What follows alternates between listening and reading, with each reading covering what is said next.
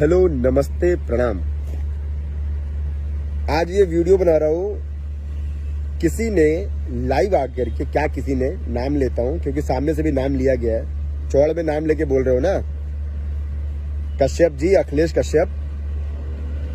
बहुत ही प्यार से आपको समझाना चाह रहा हूँ कि अगर आप लोग, पहली बात तो आप लोग लाइव मत आया करो और ना कोई वीडियो बनाया करो। तुम लोग सामने सामने आके बात किया करो, क्योंकि ना तुम लोगों ना बोलने का तरीका है, ना बात करने का ढंग है।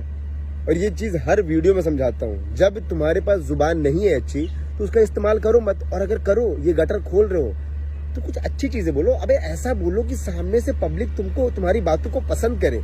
ना बोलने आता है ना कुछ, हम लाइव आए हैं आज, कोई विशेष काम तो नहीं है। और बोलना विशेष आदमी के ऊपर ही है।